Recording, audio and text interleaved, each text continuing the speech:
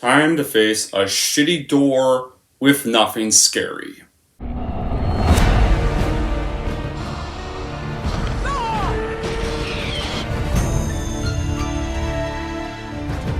were up, and they did. We're smart, and my...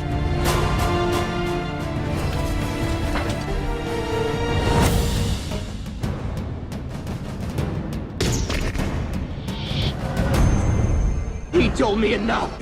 No, I.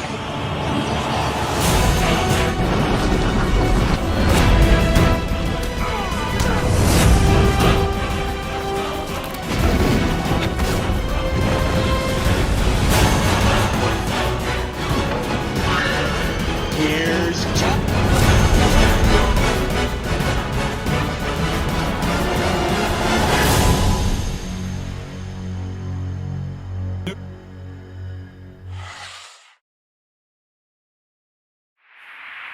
Hey everyone, it's Don G. Corleone here, and I'm here with a brand new rant.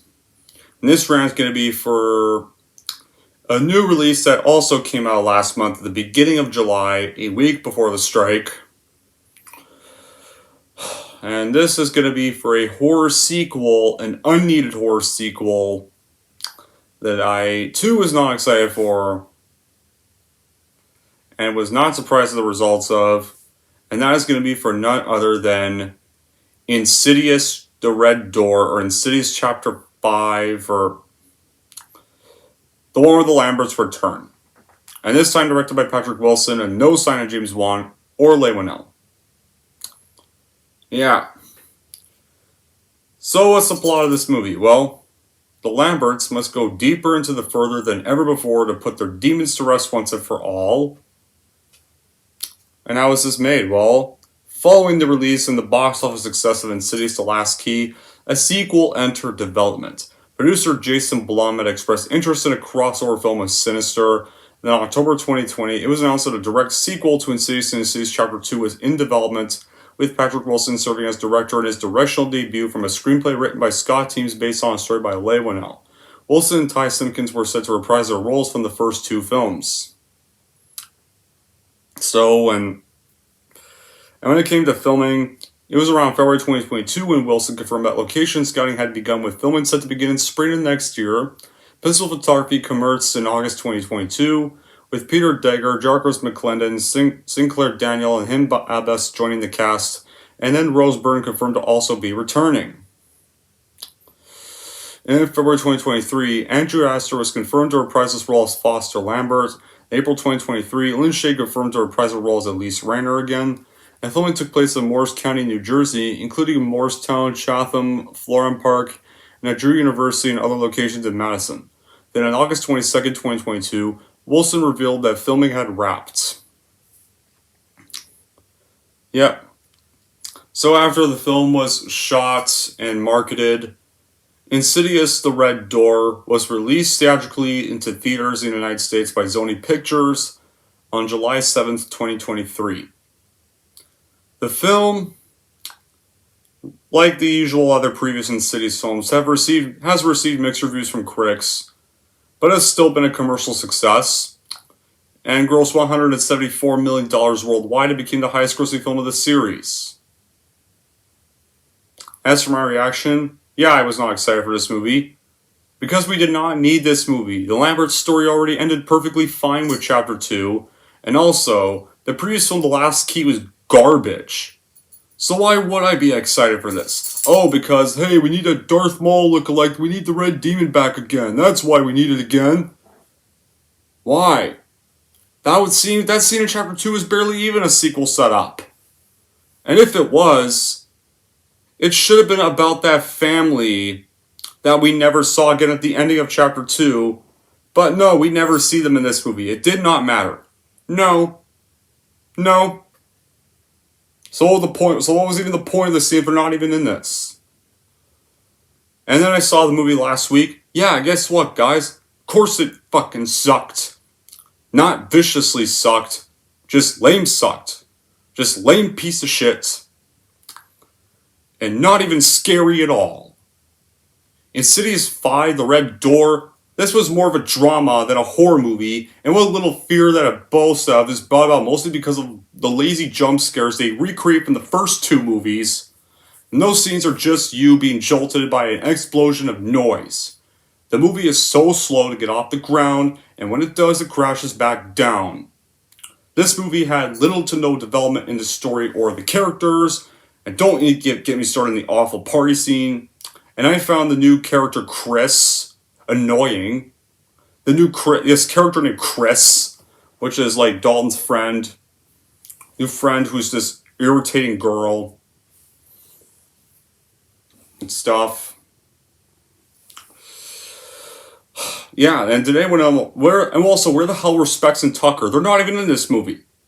They just abandoned them. Or more focus, and there's not even any focus on the whole family as a whole, such as Josh, Renee, and the kids. Most of the movie, it's just either Dalton or just Josh. Just them. The movie literally claims it's trying to wrap up the story of the Lambert family, who were absent from the previous two prequels that just focus on setting up the story of Elise Rayner. It even attempts to explore themes of inherited trauma, mental illness, and repression, as Josh and Dalton even uncover secrets about their ancestors and their connection to the further, but the movie fails to deliver a satisfying conclusion or a complete compelling narrative, and instead just likes to rely on cheap jump scares, cliched tropes, and convoluted plot twists. This movie even suffers from a lack of originality and creativity, because it recycles elements from the previous movies without adding anything new or interesting. The further, which is once again this terrifying mysterious place, now it's just this dull and repetitive setting filled with generic monsters and generic jump scares. The red door, which is supposed to be the ultimate source of horror, is nothing more than a literal red door that just leads to a boring flashback. The movie even lacks the tension and atmosphere that James Wan Leigh-Whannell created in the first two films, and it opts for a bland and predictable style that does not evoke any fear or emotion at all. And when it comes to the talents of this cast, the movie even wastes the talents of its cast, especially Wilson and Byrne, who have little chemistry in this film. There's little character development.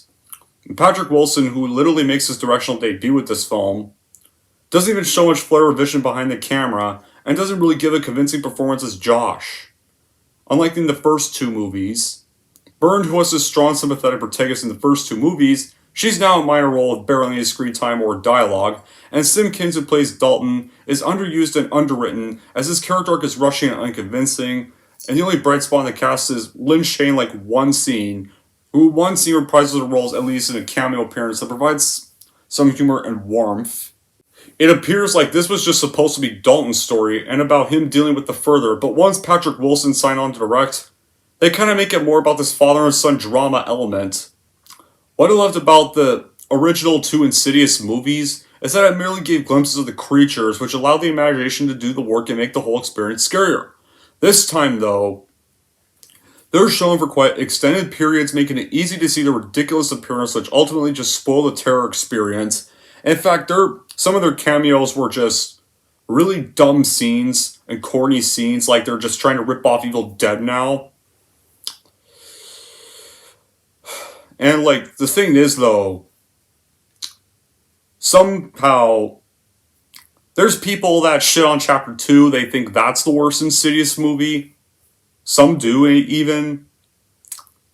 Which I disagree with. Insidious Chapter 2 was a great other half to the first film. I don't know why everybody shits on it so much. Yeah, fine, because of the annoying jump scares, that would make sense, but it completed a story. It actually did what it needed to do. It wrapped up all the loose ends that Chapter 1 bought out. And it wrapped it up perfectly fine. There was no reason to make another one with the Lamberts. The Lamberts story ended beautifully with that. Elise's spirit gets revenge on the Bride in Black. Destroys the Bride in Black. Gets Josh back to his body. After the Bride in Black possessed his body in the first film when he rescued Dalton. Then Josh is now back. He's reunited with the whole family. They're fully reunited completely this time. And Josh and Dalton get their memories erased of the further. No more memory of it. Great ending right there. That was more of an ending to this series than this movie was. So if people want to shit on Chapter 2, like, watch this film, and it's gonna prove you wrong, and you'll just wish they had left 1 and 2 the fuck alone. And, honestly, Patrick Wilson becoming a director was an interesting concept, but for a directional debut, this is not the best choice. While Wilson was inspired by James Wan, who directed the first 2 Insidious films, and he's worked with him on the Conjuring movies, this film just comes across differently. Like, this film's less scary compared to the other movies. Like, this film barely has one scary moment, because most horror elements remain on the predictable side, and unfortunately Patrick Wilson plays it a bit too safe compared to the horror aspects that James Wan brings to his horror films, except for some minor jump scares, and the demons do not really form a terrifying threat. And it's also the first one of the franchise to not be written by Leigh Whannell, the original film's writer and character's creator. The final script was this time written by Scott Teems, who had penned previous horror films like Halloween Kills and the 2022 remake of Firestarter. Halloween Kills, I like the unrated version of anyways. Whenever I watch the unrated version, then I can somewhat like Halloween Kills. The theatrical version, Firestarter remake from 2022 I did not see, heard terrible things about it, so why should I watch it? And it's because of this writer, this new Insidious movie retains the same quality of these movies. If you put all Insidious films next to each other, the storyline no longer even matches each other this. And what's the point of this whole movie even supposed to be about? Like, the thing is, during most of the movie, we get, like, flashbacks, much like how The Matrix Resurrections kept cutting back to flashbacks of the first 3 movies. The first 3 Matrix movies, because it needed the fan service. And Matrix Resurrections was also a shitty sequel. Insidious The Red Door feels exactly like that. A lot of times. It feels like you're watching throwback flashbacks to the first 2 Insidious movies. What they try to recreate. Yeah, because they're not even scary, because the only horror elements are the scenes that they just try to recreate in the first 2 Insidious movies, and just keep referencing the first 2 movies, because now we need nostalgia for the Insidious fans from the 2010s, when they first saw the first 2 movies. We need that nostalgia now, because now we need to have horror nostalgia in your face. And during the first hour of the movie, we are literally... This is how the movie starts, even. When this movie starts like this, you know exactly the movie you're going to get. Because during the first half an hour or more, we sit with Josh and Dalton, and we're shown that Josh and Dalton now have a strained relationship because... Remember that kid Dalton in the first 2 movies? Now Dalton is this unlikable, moody teenage asshole who just thinks rightfully that Josh has been an absent father. Like, even though we're reminded that in the Insidious Chapter 2, they had both their memories erased, so they can no longer access the further, even accidentally. They both know that something happened, but we're not sure what it was. And Josh and Renee are also now divorced in this movie, which also makes Chapter 2's ending further pointless. It doesn't matter no more. Now that he's back, even though he got back to Renee in the second film, doesn't matter because they divorced anyway. All because of the Brian Black's deeds in Josh's body in the second film. Oh my god, I'm so tired of leads getting fucking divorced. Like, what can I think? Han Solo, Leia divorced in The Force Awakens. Dewey and Gale divorced in Scream 5. Indy and Dial of Destiny divorces Marion. They reconcile, but in the beginning they divorced. And now Josh and Renee divorced. How many more leads in movies are gonna get fucking divorced? How many more of this shit is gonna happen? So tired of this. Stop divorcing protagonist endings and screwing them up. And of course, the movie even starts off with the funeral of Josh's mother. Yeah, because get this, guys. You know Josh's mom, Barbara Hershey's character in the first 2 movies? She off-screen gets the Alien 3 cliche. That's a perfect way to start this movie. And also, and it's another cliche, I don't know why it keeps happening in loads of final installments. It's not a good cliche, it's an insult. Okay? That cliche is a disrespect to good characters. Like, we already saw Charon get alien freed in John McFour, and now Josh's mother Lorraine gets alien freed. Too many people also get alien freed now. Way too many people. And then after that, Josh helps Dalton move into college, and we're introduced to the supposed comic relief of his new roommate. And his new roommate's one of the downfalls of this movie, who tries too hard to insert her unwelcome humor, and consequently killing the whole mood. But then thereafter, we're introduced to another contender for bigger mood killer. And more of that, and before that, because like, there's mention of a frat party, and then Josh is like, you should go. Dalton doesn't want to go, and so it leads to this argument that ends with, Josh going, after everything we did for you, and Dalton's like, it's no wonder you and Mom divorced. Yeah, like, they make Dalton such an asshole in this film. A complete asshole in the beginning of the movie.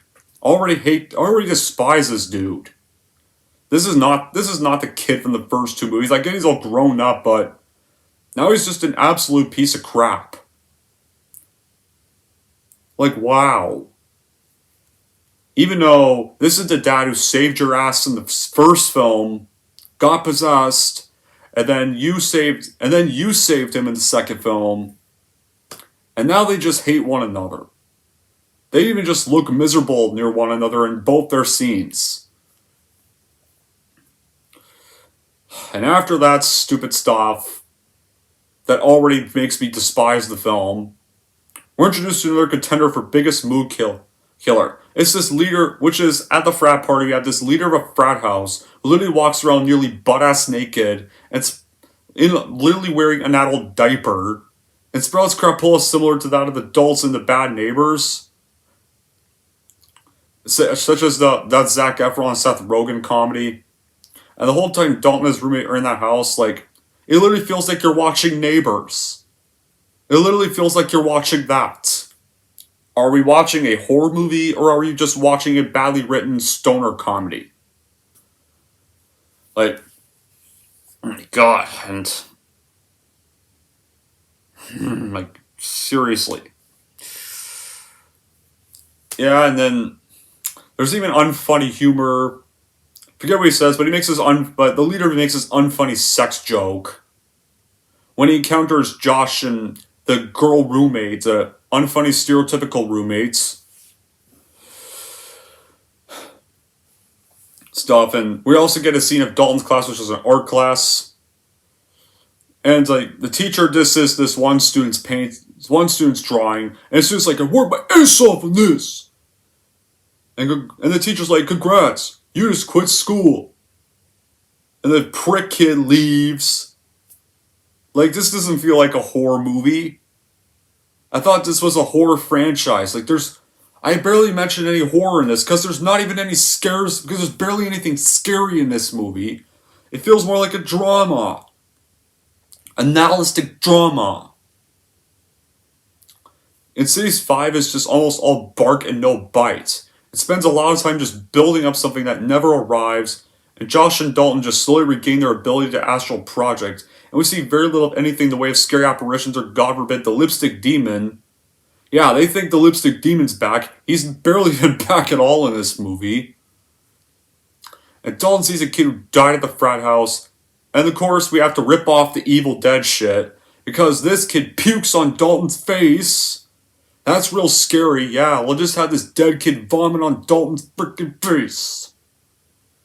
That Josh sees his father, smashes through the window, and corners Josh in an upstairs room. And Josh even has a scary encounter at this doctor's office, even where he's pretty much trapped in one of those doctor things where they scan your body. Then Dalton gets trapped in Lipstick Demon's domain. Josh rescues him in their pursuit by a lipstick demon down a candlelit hallway. It sounds a lot like the first one, right? No! This is nothing like the first one's confrontation. The confrontation, it was intense in the first one, where he has to pretty much get Dalton back at a specific time because the further demons are now entering Josh's house and surrounding Specs, Tucker, Elise, Renee, sleeping Josh. Yeah, they're all starting to get into that house now, and the demons chase them and wants to get Dalton back. There's none of that epic stuff here. There's none of that. Or how about the second movie where Elise shows up, bashes the Brian Black's face with a rocking chair when the Brian Black possessing Josh's body is about to literally strike Dalton with a hammer while he's trying to save Josh.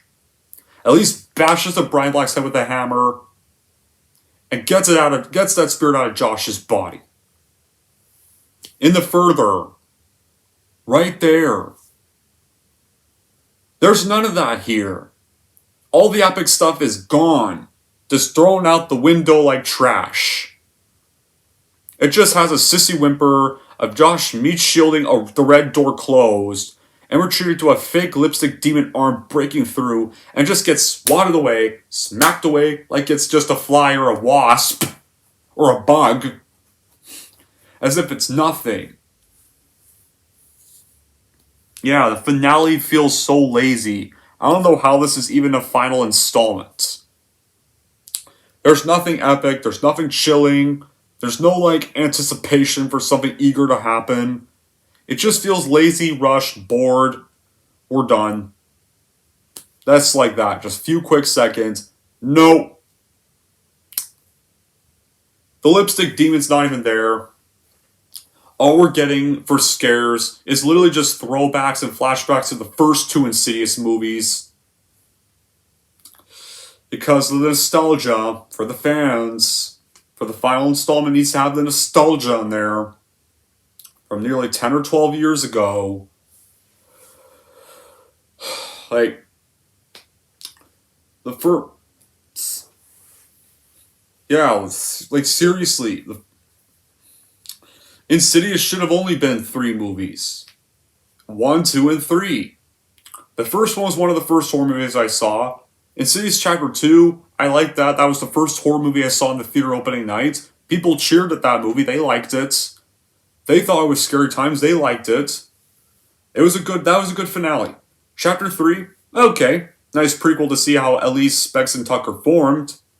A nice little good... That's a nice trilogy right there. 3... 1 and 2. A beginning, a middle, and an end. In chronological order. It's perfect right there. Insidious The Last Key was steaming pile of trash. Which will get an epic rant in October. And... No, this is not as bad as The Last Key for sure, but... It's still bad. The only good scene about The Last Key... was the post-credit scene. The post-credit scene where Elise gets a call about Dalton, which is setting up the first movie. Put that into the ending of credits of Chapter 3, and it's more of a complete trilogy right there. And take out that stupid cliffhanger that goes nowhere in Chapter 2, that had no reason to be in the movie at all. You could just say that's just another case they're solving off-screen. Their work continue. Josh and Dalton's memories of the further are gone. The further may never be gone, but they're just Specs and Tucker just go around with their old business, investigating more cases. That's more of a finale. That's not a sequel bait ending to me. I don't know why people thought that was a sequel bait ending. I don't think that. Because I don't. But this movie does have some good qualities, fine. Patrick Wilson's directional debut is not bad because this was his first time directing. And at least Josh or Dalton did not die at the end of this film. Because if they did, had one of them died, this would have been a full-blown epic rant. I think their ending, though, is not even good, though. I think their ending is just meh. Because how the movie ends is Josh literally meets his father's spirit, who guides him back to the living world, and once back... after Josh just melts the door shut, swats the demon's arm away like it's just a bug. There's no epic chase. The red-faced demon just feels so pointless. The red-faced demon did not need to be in this movie at all. What's the point of teasing him in Chapter 2's ending if you're not even gonna give him a role? But then Josh gets back to the living, and Josh agrees to have dinner with Renee and the kids, hinting at a possible reunion, I guess, maybe. Well, so at least hopefully they have a reunion for good this time. But why would you, come on Josh, why would you reunite with the very chick that just decided to divorce you all because of what the Brian Black did in your body? Why would you go back, why would you ever go back to her? Why would you? Then as he leaves, he unknowingly meets Elise's spirit, who tells him he has a bright future ahead of him. And this was the one moment I liked. I liked that we saw Elise in a flashback telling him that he's got a bright future ahead. And I also like that then Josh then drive to Dalton's college, and the father and son reconcile as Dalton presents a painting of Josh carrying on Dalton out of the further. So, I liked that. I liked we saw that. So you could literally replace the cliffhanger of Chapter 2 with that scene. Like, after their memories get erased, have, like, a text that says, 9 years later, Josh drives to Dalton's college, and Josh sees the painting that Dalton has made, showing that Dalton's become a painter, and Dalton made that painting of Josh carrying on Dalton out of the further. Then it's a complete ending. Then Chapter 2 has a more complete ending right there. You just put that ending scene in Chapter 3, put that ending scene in Chapter 2. Put Last Key's post-credit scene as the post-credit scene in Chapter 3. Then have the ending of this movie with the painting be the actual ending of Chapter 2. Better ending right there. Instead of a cliffhanger that's going to go nowhere. But no. Then in an end credit scene, the light above the sealed door begins to blink back on, and then the scene fades to black though. So yeah. It's not even going to be a finale. They'll just make more eventually with different characters. There is no ending in Hollywood. There isn't. So don't count on this being the last one. They'll just probably go and make more movies. So that's exactly why this is not a complete way to end this series. It was not needed. The Lamberts still had a perfect ending with Chapter 2. Their memories got erased. No need to see them again. But nah, Jason Blum wanted more money because he's got nothing else. No other franchises to milk off of. Because those other franchises he had are dead. Halloween is dead. And Exorcist isn't even out yet, so I gotta go make another Insidious movie. Will not bring back James Wan and Leigh. They've moved on. Have Patrick Wilson direct it to get people into theaters. Just bring the Lamberts back so people will go see it. If people hated The Last Key, as if I didn't fuck it up already with The Last Key, let's ruin the ending of Chapter 2 and bring back the Lamberts. That's how it went with this movie. But those good qualities I mentioned don't even save the film. In the end, Insidious The Red Door is a strong avoid if you love the first 3 movies, because this is not even a satisfying finale and it's just boring as hell fan service flashbacks to watch. Anyways, that's it for my rant of Insidious The Red Door, and if you're wondering how I'm going to rank Insidious The Red Door, here's how I'm going to rank this movie. So overall, if you loved the first 3 movies, do not watch this one because it is boring as fuck and has no scares and does not provide a complete ending. And if you're wondering how I'm going to rank Insidious The Red Door, I'm going to give Insidious The Red Door a 5 out of 10. There we go. That wraps up my review for Insidious The Red Door. And yeah, that covers the new releases I had just watched. The only reason I went to watch this was because it was Cheap Tuesday and I had nothing better to do. And thankfully, I only had to pay $7 for this ticket because it was Cheap Tuesday when I went and saw this. I wasn't going to pay over like $15 to go watch this. No way. Heck no. But there we go. I saw it, and now y'all know why I didn't want a return of the Lamberts in the first place. Because of something like this. Now, but I want to know in the comments what you guys who did see it thought of the movie. Whether you liked or hated it. Whether you agree or disagree. And then until then, guys, that'll be it for this rant. Thank y'all for watching. If you like this and want to see more, don't forget to like, subscribe to Don G. Corleone.